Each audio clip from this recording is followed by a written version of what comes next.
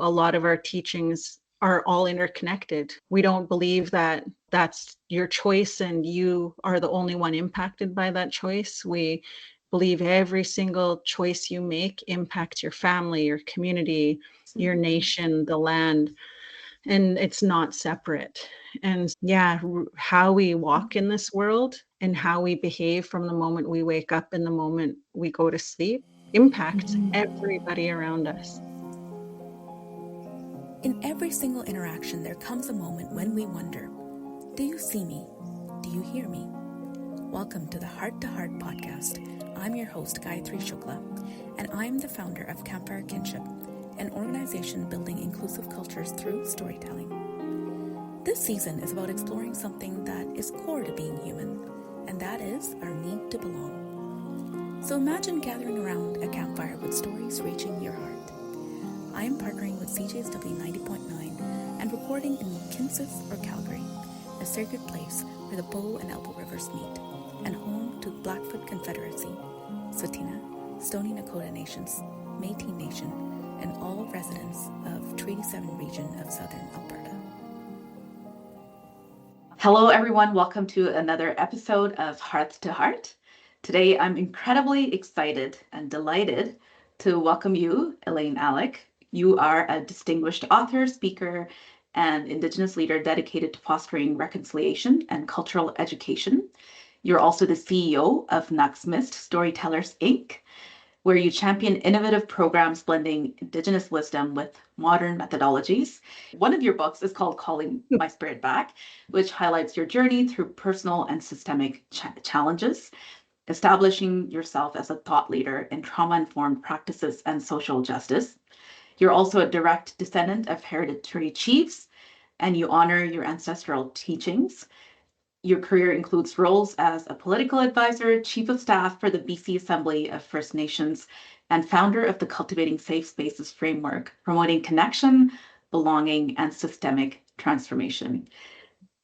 Elaine, welcome. I've had a chance to read also your latest book, Coming of Age, and we were chatting just before hitting record, and I can't be more excited to talk to you because I think what you have done and what you stand for is just such a beautiful and universal exploration of these important topics of healing, identity, belonging, which are all topics that Heart to Heart podcast listeners are also really interested in, and I feel like you have a lot of wisdom to share with us. So thank you so much for being here.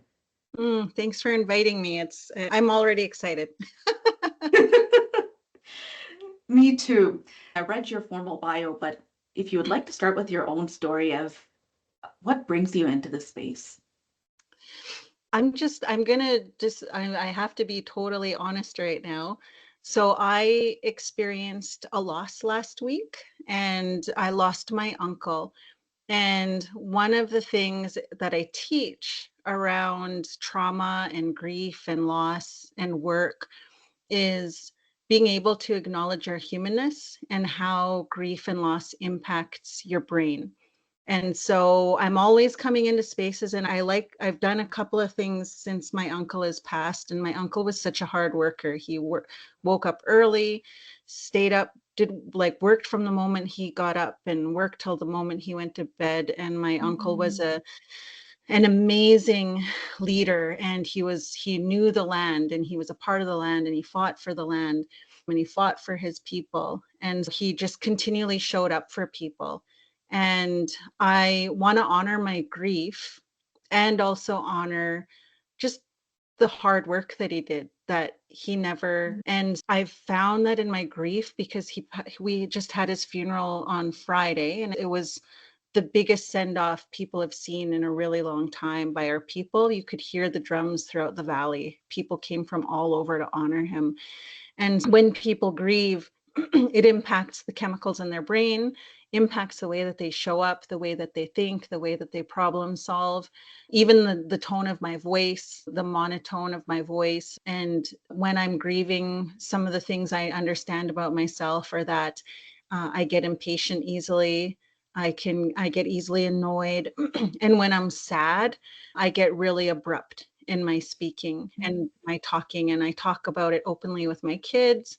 Mommy's sad. I'm going to do my best to not be like this with you, but if I am, I hope you don't take it personal. And then I share that with my team as well and the people that I work with. And the first thing I say when I come into a space right now is that acknowledgement that I'm grieving right now. And even sometimes finding words for me is a little bit difficult sometimes when like I can't come up with a simple word because I'm in my emotional brain, which is the part of your brain that makes it hard to be reasoned with and retain information and learn. And that's what my book talks about. And that's who I am. I People ask me what I do, and I say I help remind people that they're human. We're not these perfect performing machines. And the way we started off was like, we're not prepared to come. I don't like preparing coming into interviews. I don't like to have things scripted. I really like to speak from the heart. And yeah, I was thinking about that today. We've been wanting to work together and talk for so long, and I've really been looking forward to connecting with you. And I wanted to make this happen. And I also knew that it might be a little bit tough for me to find words sometimes. And I wanted to share that to the listeners too, right? We forget, we don't honor our grief anymore. We don't honor and remind ourselves that grief can impact your brain for a minimum of 1 year. And systems are set up today to ignore that. And so many people lose their jobs and relationships within a year of experiencing grief and loss because we don't talk about it. So, yeah, I'm just here to speak from my heart. It's what I've been raised to do and what I've been doing for most of my life. So that's how I'm showing up today. Elaine, first of all, thank you for sharing from your heart because I'm receiving it from mine. Mm. And I want to say I'm so sorry for your loss, for your uncle. And if you would like to share his name and a memory that you hope that he'll be remembered for, please do. Yeah, his English name was Steve Basil, and he was gifted a name. And it's his name that he was given in our language comes from hereditary leadership and comes from a really great leader who bridged connections between our nations. And yeah, like I was sharing, his funeral was something that people don't see anymore. And his daughters, who followed our protocols. We have a 4-day protocol that when someone passes, you have 4 days to do all of the work and all of the protocols to make sure that their spirit is taken care of and makes its journey into the next world. And it's hard because grief can stop you from making decisions and moving forward because you don't want to let go, right? And a lot of people extend that time because they can't make decisions and it's too hard. But there was a reason why we had those 4-day protocols to help move us through it. And so that community could step up to help us to understand we didn't have to do it on our own. And even though it's like the family has to follow certain protocols for 4 days, the rest of the community and nations are part of that protocol so that the family knows they're not alone. And yeah, I think his passing really woke a lot of our people up, especially through the interior of British Columbia, Canada, because he was such a huge connector for our people that they now have the responsibility to pick up his teachings and move forward in honoring how he was, was a helper. He helped people and he fed people and he hunted for people and he gathered berries for people, and he just paid attention to what people needed, and he never waited to be told what to do. He never waited around to, what do you need? He just knew what people needed and he did it. He didn't ask permission. He just watched and he knew and he took action. And because he was confident in what he knew and how he provided value to the people. And this next year, I'm really going to be intentional about not waiting around. If I see something that needs to be done, I'm just going to do it to practice those teachings. Because if you don't practice when someone passes on, you don't practice those things they taught you within that first year, and in what they shared and what they told you and how they told you to do things, you lose it. And then we lose their teachings and we lose their spirit. And so it has to be really intentional about, so that we keep those teachings alive, because he went hard. He totally went hard to make sure Mm. he could share as much of his knowledge with as many people as he could. Yeah, that's the spirit I want to keep alive from him. Thank you so much for sharing, Elaine. Mhm. It also feels like you're keeping his legacy alive by Mhm. sharing his teaching and embodying those teachings, and what an impact he's made. What you said about being a helper, I'm reminded of this quote. I don't know who said it, but it's looking for the helper. So when Mhm. there's a bad situation unfolding, we can get caught up in the negativity of what's happening when in fact, let's look for the helper. It's always good to think about those things because I think especially today, what's happening in the world, and again, it's like all those things I talk about in my book and coming of age is like that ability to regulate yourself and stay focused despite what's going on around you. And there's a lot of hard things happening in the world right now, and we're totally getting distracted. And we still think we have the power to change people, to change other people, and to make them be better, and to even shame them into being better people and saying you're bad and you're wrong. And that's also not a way to make things better. Even if you think you're on the right side and the good one, the moment you take that stance of I'm right and you're wrong, we add to that chaos and that Mhm. ugliness and that negativity. We don't mean to, it's the way we've been conditioned. But I think a big part of it is remembering who we are, and that we do have the ability to continue moving through this by understanding who we are and what we know and how we contribute to the world, and focusing on that, because Mhm. whatever we decide to do ripples out, and however we decide to behave ripples out. And a lot of our teachings are all interconnected. We don't believe that that's your choice and you are the only one impacted by that choice. We believe every single choice you make impacts your family, your community, your nation, the land, and it's not separate. And yeah, how we walk in this world and how we behave from the moment we wake up and the moment we go to sleep impacts Mhm. everybody around us. Absolutely. It sends a ripple out. Any action, big or small, Yeah. ripples out and creates a big wave around Yeah. us, right? Yeah. And I feel what you just shared is such a beautiful way of also coming into this work of your new book of coming of age. And even just you sharing right now that I'm grieving, and I know that impacts me in different ways in my emotions, whether it's being impatient or however it shows up. There's zero judgment. Mhm. And I so appreciate you for just being able to even name that. And I want to honor that, because I think a lot of times we get stuck in this fear of judgment of I have to behave a certain way because that's what society expects or others expect, and I'll be rejected if I don't perform to meet those standards. And but you just sharing though authentically who you are and how you're coming into this space, I think that takes a lot of courage. And it's such a, for me, having read your book, and I'm trying not to give away too much of your book because I think listeners and readers who should all get a copy of this book, there's so much to learn through the book, but it just, to me, you embody the principle of coming of age. Mm, thank you. Yeah, it took a long time for me to write that book because I thought I really understood what I wanted to talk about when it came to coming of age, and then realized I still had a couple of lessons I needed to learn. And so I had to go through that before I could finish it. And it was my husband that really brought that up. He was like, there's a reason why you're struggling with this book. That's what your book is about, coming of age. And there's some work you have to do. And I remember when he said that to me, I was like, but I don't want to do that work. That work is hard. I don't want to deal with things, and I don't want to have to go through this. And he was right. I did those things, and even though they were hard, and I came out of it stronger and with a better understanding of myself and a better understanding of how I needed to show up in the world without fear.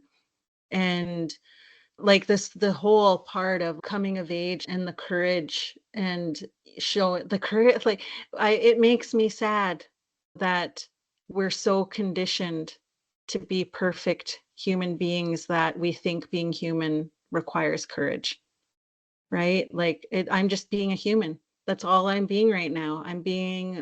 I know that everybody else goes through what I go through and they feel what I feel. And I know people have all this fear and shame and worry about somebody knowing the real them. If they knew the real me, they wouldn't love me. If they knew that I really thought this, I'd be rejected. And we're so afraid, and we build these lives to prevent the world from seeing our humanness. And I can't wait for the day where we all just, it's not an act of courage to be human, where it's just the way we are because we know. And yeah, that's the whole purpose of the book, is to help remind people that and know that they can go through that, because coming of age is about the understanding that we are born human, and as humans we will experience pain and suffering and trauma and Mhm. loss, and it's just a fact of life. There's no hiding from it, but it's what we do to move through those moments that really dictates the way that we're going to live our life.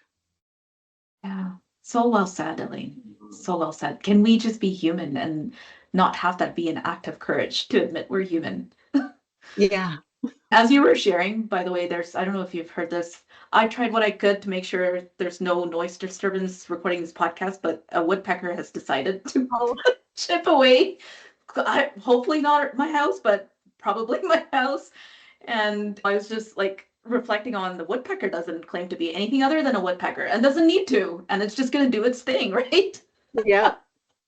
And can we not, as humans, just be human beings and not have to be courageous to admit we're human beings? What is set up in our system in this way that has created this world that we live in, right? Yeah. Yeah, Yeah. it's set up, everything. I talk about that a lot too. It's so deeply inside of us, this system and Mhm. the systemic issues that make us believe what we believe and how we have to be.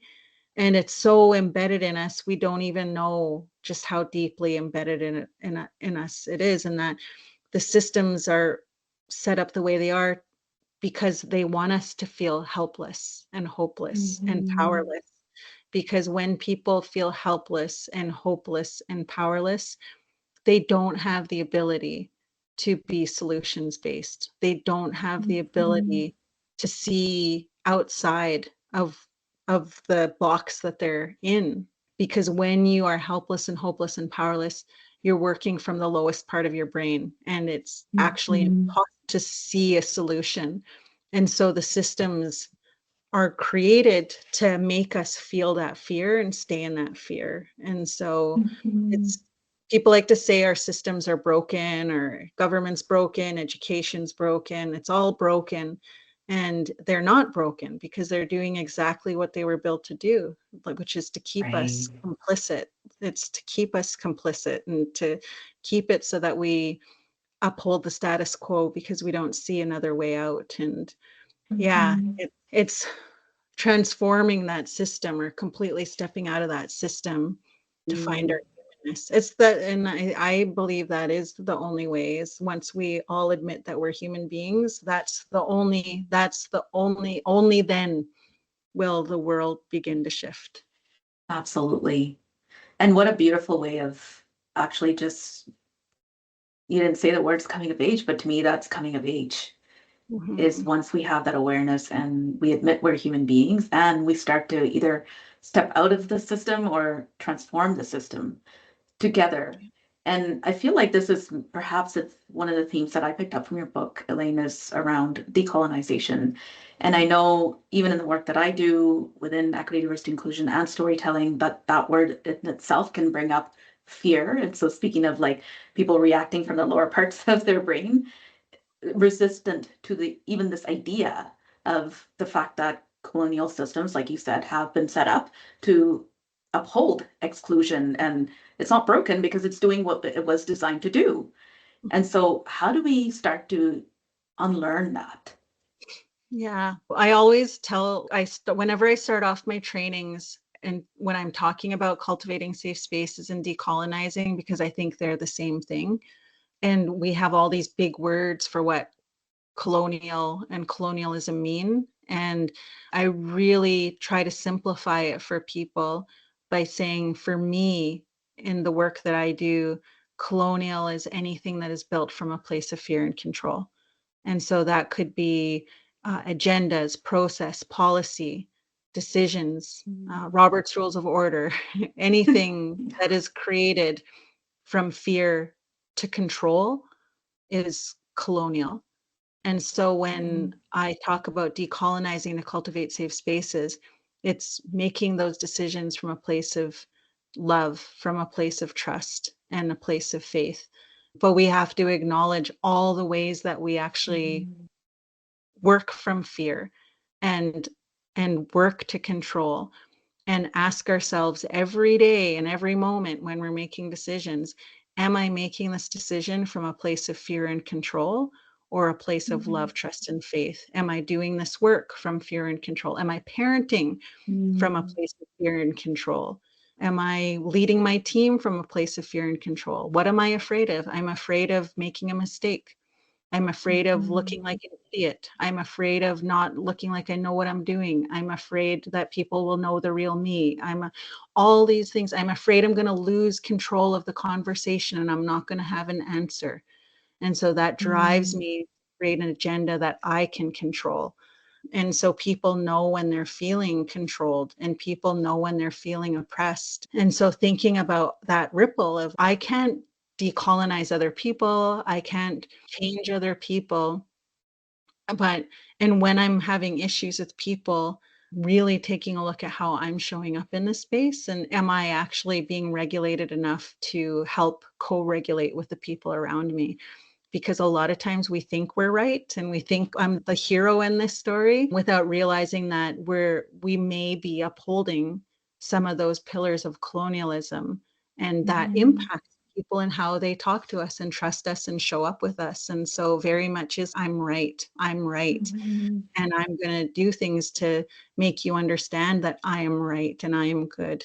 And sometimes that contributes to fear and control and oppression and shame, all of the things that are colonial pillars that we don't realize we live. And so until we really recognize how we do it ourselves, when you decide to show up as a human being, you're actively decolonizing. When you choose to have tears in a professional setting, you're actively decolonizing. When you're okay to make mistakes, you're actively decolonizing. And when people get to that point, then they can be open to learn and understand the bigger issues. And when I think about Indigenous peoples in Canada, a huge part of the conversation is decolonization is land back. And there's a whole movement around land back. And I know this because my dad was a part of the American Indian movement and Red Power movement. And my dad put up the first roadblock in Canada 50 years ago. So I'm very aware of our responsibility to land and land back. And at the same time, I know that most humans do not have the capacity to be reasoned with, to learn or understand. And until they get to that point, it's just an us and them. It's a right and wrong. It's a right or wrong, or good or bad. And a long time ago, things were different, and we could approach things in different ways because of where we were at as humans and our capacity to hear hard things. And we're in a completely different place now. We have been conditioned to not hear hard things. We think cultivating safe spaces is silencing voices we don't like or that we think are harmful. And we come from this compounded sense of justice that impacts the way that we show up and advocate. And that's hard to admit because we deeply feel the injustice and of colonialism, and without knowing it, contribute to that divide. And it's such hard work. It's hard work because it starts with self. And a lot of us don't want to start with self. We'd rather make it about somebody else that's doing wrong that I can focus on as the problem. That's way easier than decolonizing self. 100%. And what comes up for me, Elaine, is so I immigrated to Canada when I was 15 years old. And I'm actually embarrassed to say I was not taught Indigenous history in high school when I was growing up. This is way back, late 90s. And then I didn't actually learn about residential schools until much, much later in my career. And it was through one Indigenous awareness training webinar that I sat at. And I was like, oh, how come I didn't even know this? And when I went to get my citizenship, I didn't even know this. And so that's always brought up for me embarrassment and also like a reckoning with, I also came from a country that was colonized. And so I had learned some of the history when I was growing up there in India. And yet, where's my place in this? And so I think that decolonizing, starting with self, is about acknowledging and like understanding our own fears around what is it that I'm afraid to step into.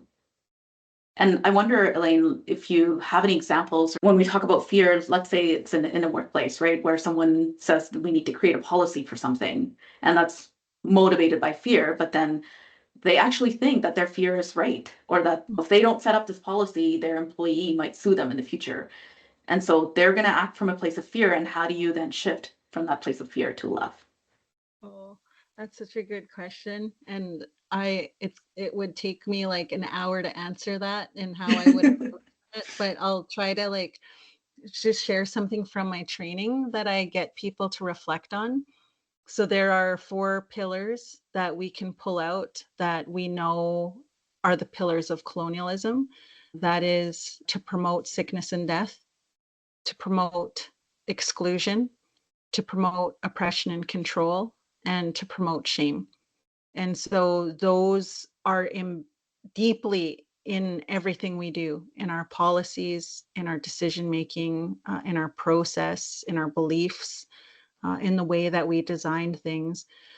And so one of the ways that I think about policy and process and decolonizing them is I'll get people to sit there and think about a time when they felt those things in your workplace. When was the last time you felt sick, excluded, oppressed or controlled, and shamed?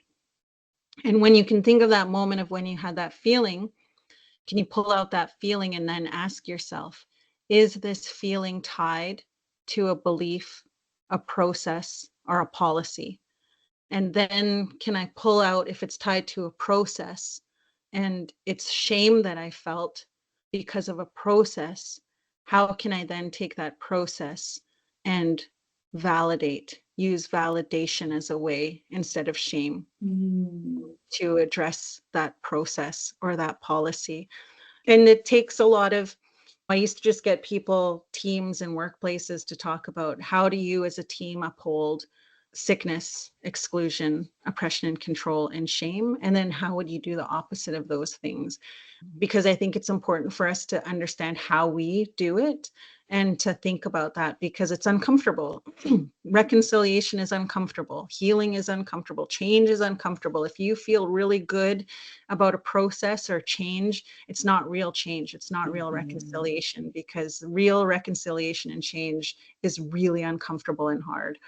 And so when we're actively looking at the ways that we uphold these things in the way we do things, it's uncomfortable. I don't want to think about parenting is something that I talk about.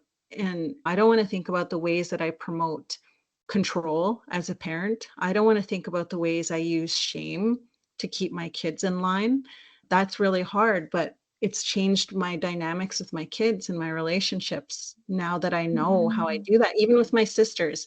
I always joke around about that. I'm the smartest sister. And so all my sisters have to be the way I am or think the way I am. And if they don't, then I shame them and tell them you just don't know any better, or I know better than you, and shame them. And like, why can't you think different about that? And so when I think about that, and also in the workplace, how do we decolonize? I'll think about those feelings because those feelings are valid. And a lot of times we ignore them. And especially when it comes to policy, you have an instinct to know what is best for yourself and your team, but you're constantly having to go against your own instinct because a policy tells you to do something different. And it doesn't feel good to uphold those policies, but you do. And so that feeling you have, that instinct, that gross feeling you have when you're pushing a policy forward, that's telling you that is a colonial policy. That policy promotes fear and control. And yeah, I do a lot of work with companies and governments and teams around decolonizing their policies and their processes and going through some of that and supporting them to make those decisions that they need to make, even though it's hard. And a lot of it isn't just like changing the policy, it's changing the mindset. And this Mm, is going to be hard, and people are going to respond to this, and you're not always sure what it's going to look like. And you're going to be triggered or impacted when things come up. How are you going to navigate that to continue to uphold this work that we know supports humans better, supports the well-being of the people, supports the freedom of how they show up to work, and promotes the validation of how they feel? When we do that, it is going to be uncomfortable. People are going to question you. You're going to question yourself, but how are you going to navigate that so that you continue moving forward through that discomfort? yeah, exactly. It comes back to those mental models that we have. And I love what you said about feelings, Mhm. because if you can recollect a time in your life when you felt shamed or oppressed or whatever fear that had come up for you, and operate from that place of what would I've wanted differently that would have been more validating as opposed to shaming, isn't that a powerful way to start moving our own thinking around that, right? When you mentioned parenting, I have a teenager and I've set some rules around cell phone use, and I actually don't want to give my teenager a cell phone because I am afraid of what's happening in social media and all of this stuff. But then I ask myself this question of, am I operating from a place of fear and putting down that rule? Or is it from a place of love to say, you get to have a cell phone, but then there's certain boundaries around that, how much screen time, all of that stuff. So it's a constant battle. And I don't know that there's always one right way, like you say, but it is also about experimenting and trying to understand what works. Mhm. Yeah, it's huge for us. So my kids are really spread out, and so I have a bit of experience. My oldest son is going to be 30 in June. My daughter is going to be 15 in March, and my youngest just turned 7 in November. And so I've got these three kids from three different decades. But I think I always tried to work parent from that place of trust. And one of the things I learned with my daughter, because having a daughter as a mother is very different than having sons, because you know what it's like Yeah. to be that teenage girl, and you know what you've gone through as a girl. And so it's really easy to parent from fear because you know the things that have happened to you, and you want to protect them from that. And one of the aha moments I had as a parent was when me and my daughter were having a really hard time. I thought I had a problem teenager. I started to realize maybe it's not my teenager that's the problem. Maybe I am parenting my daughter from my lived experience and not her Mm, reality. And so for my daughter, she felt I was unreasonable and crazy because my rules didn't make sense to her. And really learning to trust my kids and to trust myself to stay regulated when they are honest with me allows them the space to continue to be honest with me, and having that conversation with them all the time. I trust you. I mm, trust you. And even if you do something that you think might break that trust, knowing that I'll always have your back.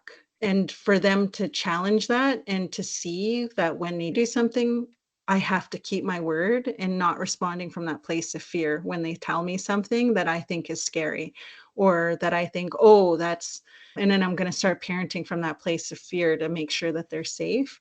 It's my parenting with my teenager now is so different than my son who's going to be 30, because I've learned that my parenting has everything to do with me, and parenting from that place and not making it about my kid is, and that mindset shift of this is actually a me thing and this is something I have to regulate and get control of before just opening my mouth and reacting from that place of fear.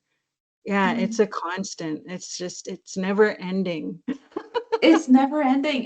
But it's such a, that shift is so valuable though. And also I think what I hear you say, and actually this is one of my favorite quotes from your book, it was around, I wrote it down over here, but it says, our stories aren't just information, they're medicine, and you don't want to rush medicine if you want it to heal. And I think what you're also sharing here, Elaine, is like the fact that you made that shift comes from understanding, processing your own story, healing from that. And that is how this coming of age unfolds as well, right? Yeah, and I think I'm so lucky to be able to go through this. And I'm so lucky. I always hold up my oldest son because my oldest son was the one who grew up with me when I was an alcoholic, when I was deep into when my arthritis was really bad and I was in and out of the hospital in my 20s, and I was self-harming and medicating myself with pills and alcohol, and I still hadn't done healing and didn't know how to show love. And my oldest son grew up with me, a completely different mom. And Mm, the type of sibling he is to my younger kids and to his other kids, because he's got siblings from his dad as well. He's so loving and gives me permission to be a better mother without shaming me for like, how come you couldn't be a better mom to me? How come you give my siblings something and you didn't give that to me? He's never ever been like that, ever. He's always been, I want you to be a better mom. I want my siblings to have a mm, better life than I did. And he's in my life and he's so loving and he takes care of me and respects me. And I don't like, I know that's so rare, that mhm, the type of life he lived, to be the generous spirit he is. I also know it's from his grandparents as well, because they took a key role in raising him when I wasn't there. But that healing for me that I had to go through to let go of the guilt and shame, like learning to not make decisions from a place of guilt and shame, right. because I was withholding love from my younger kids because I felt guilt for not being able to give that to my oldest. Mm, And so being able to like yes. work through feeling guilty and shame for being able to cuddle my kids and lay with them at night and read a book with them. I never did that before. And it was really uncomfortable because I never got that. So I didn't know Mm, that. And it is uncomfortable with me. I used to always feel like a bad mom because I always thought, oh, and I talked about this in my first book, like I always felt like such a bad mom because moms should be able to just naturally be able to hug their kids and mm, cuddle their kids, and they should just naturally want to be able to do that and love it and want to do that, instead of my reaction of being really uncomfortable and feeling like I had to force myself to be that way mm, because of my own childhood trauma. And I've started to heal from that so that I can have joy in and actually enjoying when my kids want to cuddle me and hug me and love me, mm. doing that for my older one who's 6'5".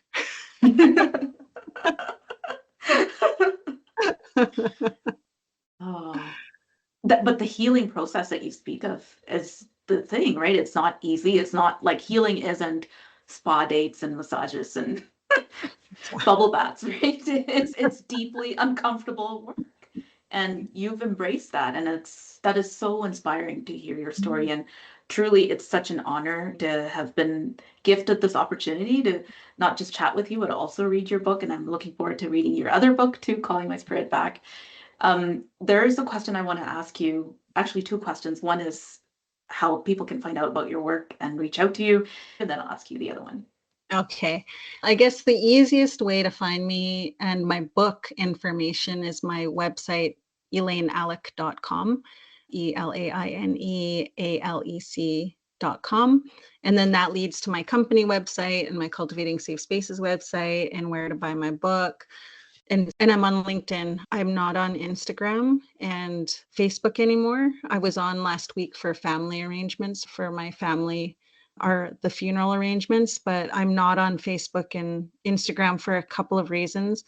I have taken a hit. Our company has Mm, seen our numbers drop because of that for registrations and in inquiries and stuff. But we are on LinkedIn and we will be going on YouTube soon.